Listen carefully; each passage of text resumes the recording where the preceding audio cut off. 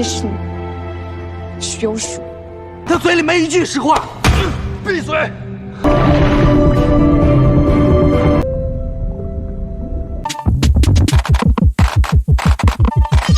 Assalamualaikum warahmatullahi wabarakatuh Sobat Movie. Film dimulai dengan seorang gadis SMA yang duduk di bangku kelas 3 yang bernama Shonan. Dia sedang bercerita di depan teman-temannya tentang hari kiamat yang menurutnya akan datang di bulan Desember tahun ini. Kemudian ada seorang pria malas yang bernama Yosu. Dia merupakan rival abadinya Shonan. Setelah itu Pak Guru datang dan memperkenalkan murid baru yang bernama Xiangzi. 我是林香芝。 Di sini Yosu jatuh cinta pada pandangan pertama ya kepada Xiangzi. Karena kelakuan Shonan dan Yosu yang selalu ribut di kelas, Pak Guru menghukum mereka berdua. Yosu disuruh bersih-bersih di ruang olahraga, sedangkan Shonan di perpustakaan. Yosu selalu ditemani sahabat karibnya yang bernama Jiangwu, orang yang disukai Shonan.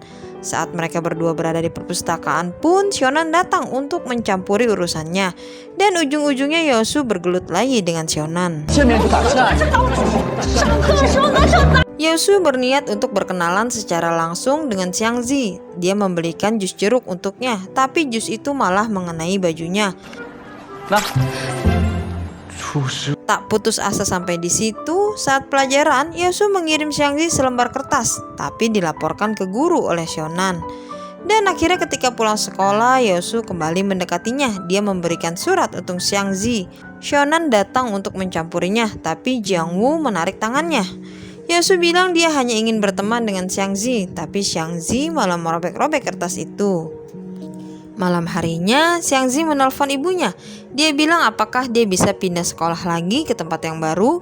Xiangzi untuk sementara waktu tinggal dengan bibinya. Ibunya juga mengingatkan Xiangzi untuk meminum obatnya. Hari Senin tiba, Yosu kembali mendekati Xiangzi.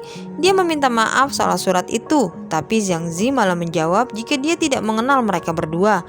Jiangwu bilang itu hanyalah trik agar Xiangzi tidak diganggu oleh Yosu lagi. Sepulang sekolah, Yosu dan Jiangwu kembali mengawasi Xiangzi diam-diam, tapi Shonan malah ikut-ikutan. Shonan bilang dia juga curiga melihat sikap Xiangzi yang sedikit aneh waktu di ruang guru. Untuk hal tersebut, mereka berdua sependapat. Mereka bertiga diam-diam mengikuti Xiangzi pergi. Jiangwu maju duluan menanyakan alasan Xiangzi yang sudah bersekolah selama seminggu ini tapi tidak mengingat nama mereka. Xiangzi bilang dia mempunyai penyakit aneh, penyakit yang bisa melupakan teman. Ingatannya hanya bisa bertahan selama 7 hari.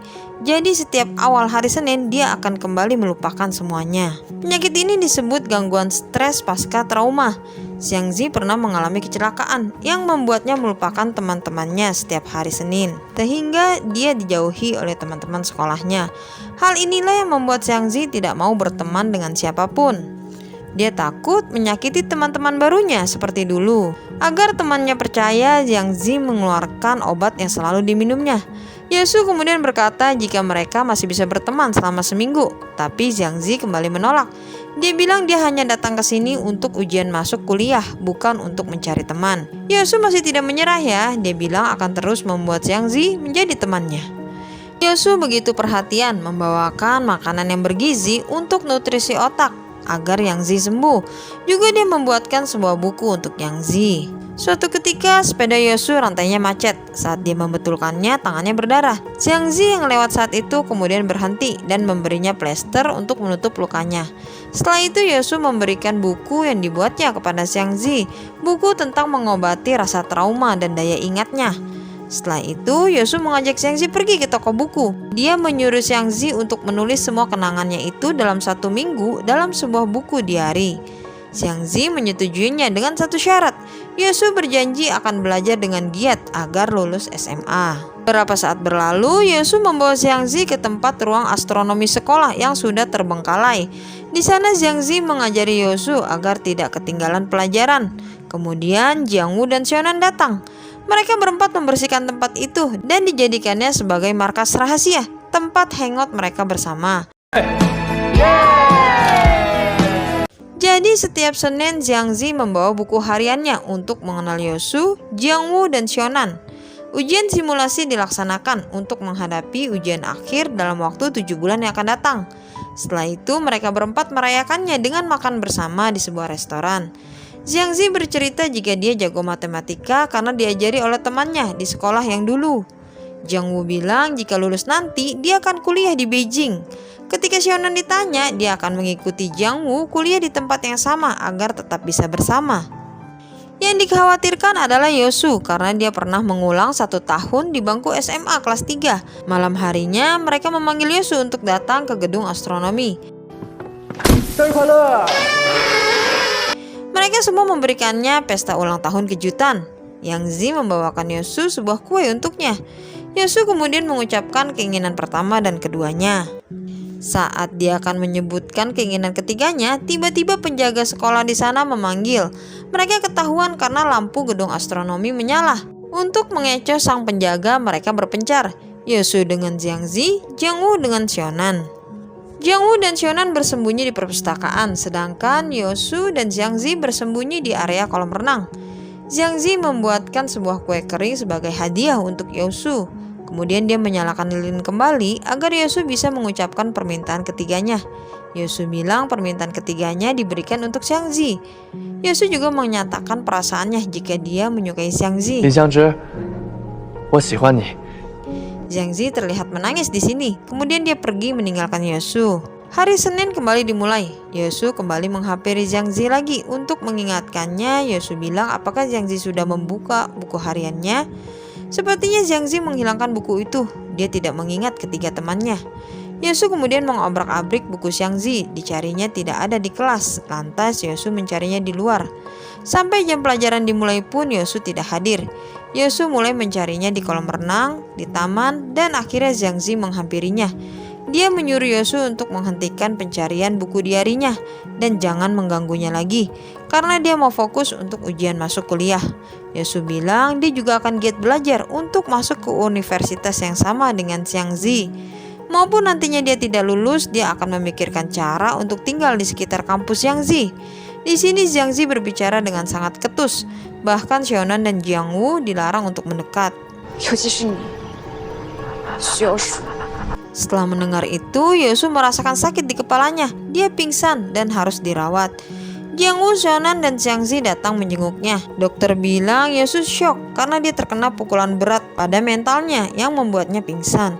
Tapi ibu Yosu bilang jika Yosu hanya terlalu lelah, dia hanya perlu tidur dan banyak istirahat.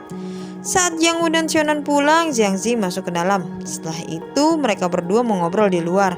Ibunya bilang Yosu sengaja pindah sekolah untuk melanjutkan hidupnya agar lebih sehat dan tenang. Xiang Zi berkata apakah tidak sebaiknya berkata kebenaran kepada Yosu? Berarti mereka berdua sebenarnya sudah saling mengenal sebelumnya dan ada hal yang ditutupi oleh Xiang Zi dan ibunya Yosu. Kembali ke masa 4 tahun yang lalu di SMA Heping saat duduk di bangku kelas 1. Saat itu Xiang Zi bertemu dengan Su Jie yang sama-sama membolos di jam pelajaran olahraga. Su Jie mulai mengajari Xiang Zi belajar piano.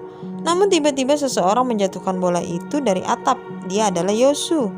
Mereka satu sekolah tapi berbeda kelas. Semenjak saat itu Su Jie menjadi teman akrab bagi Xiang Zi. Dia juga telah mengajari Xiang Zi matematika. Xiang Zi dan Su Jie membeli kalung yang sama yang dipakai sebagai tanda persahabatan di antara mereka berdua. Diam-diam Su Jie menyukai Yosu.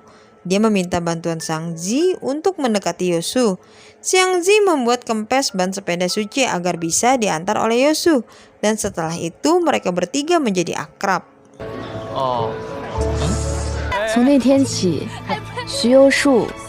Xiang Zi masih menyimpan buku hariannya ya, dan terlihat foto Yosu bersama Su Jie dan dirinya di meja. Kembali lagi ke hari Senin, Xiang Zi tetap mengasingkan diri dari teman-temannya. Jiang Wu menaruh curiga pada Xiang Zi, sehingga dia mencari-cari informasi tentangnya. Setelah itu Jiang Wu dan Xiaonan mengajak Xiang Zi untuk bertemu. Jiang Wu membawa bukti jika Yosu sebelumnya pernah bersekolah di SMA Heping, sekolah yang sama dengan Xiang Zi. Xiaonan juga bertanya kepada temannya di SMA Heping jika Xiang Zi tidak punya penyakit hilang ingatan. Jadi selama ini mereka telah dibohongi.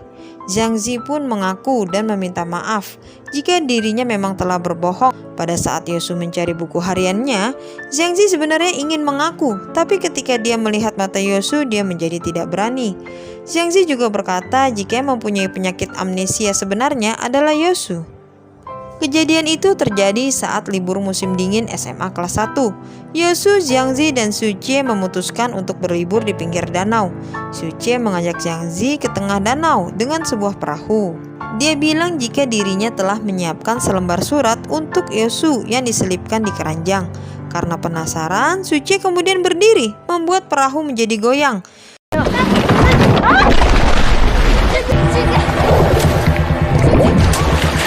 Mereka berdua tercebur bersama. Yosu yang mendengar dari kejauhan segera menyusul mereka berdua. Tapi saat itu tangan Su Jie tidak bisa diraihnya. Tubuhnya terus tenggelam. Jadi Yosu hanya bisa menyelamatkan Jiang Zi. Saat muncul ke permukaan, kepalanya Yosu terbentur besi yang ada di perahu. Jiang Zi masih terus-terus memanggil Su Jie sehingga Yosu kembali menyelam, tapi dia sendiri telah terluka di bagian kepalanya.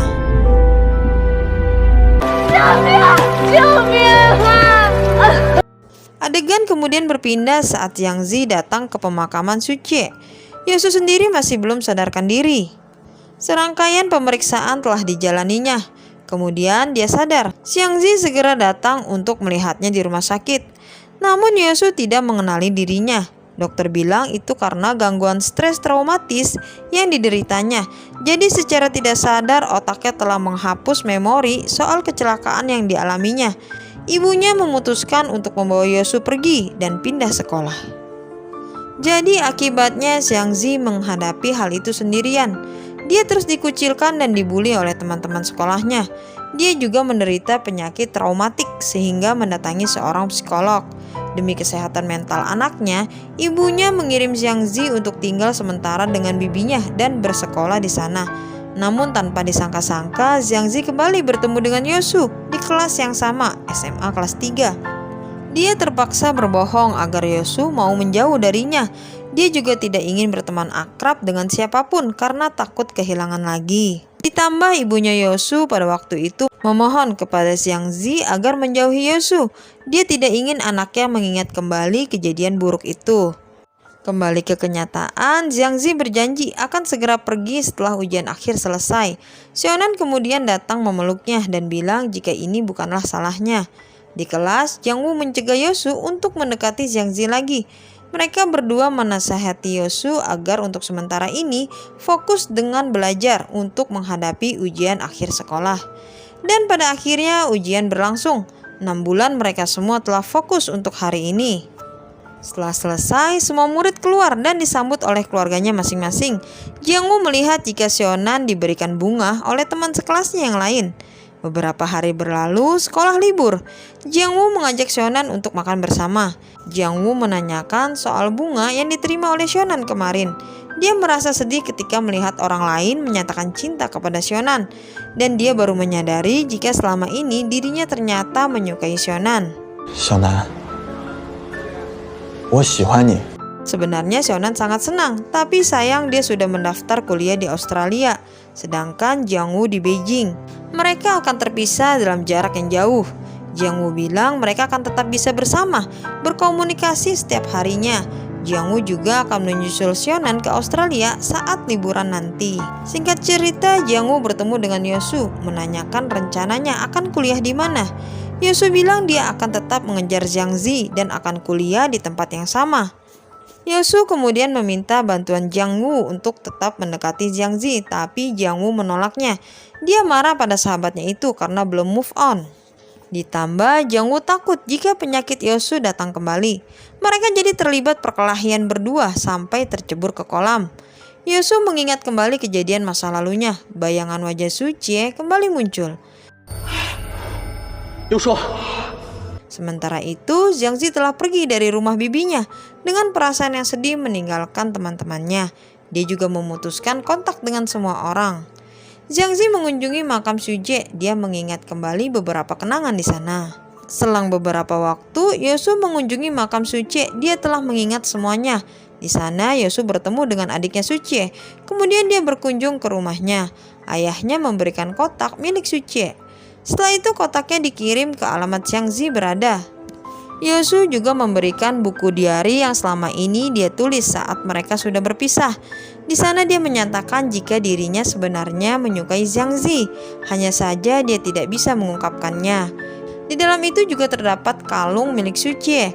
Xiangzi kemudian bergegas menuju rumah Yosu. Dia bertemu dengan ibunya. Ibunya bilang Yosu kembali ke sekolah SMA karena gedung astronomi akan dibongkar. Singkat cerita mereka berdua kembali bertemu.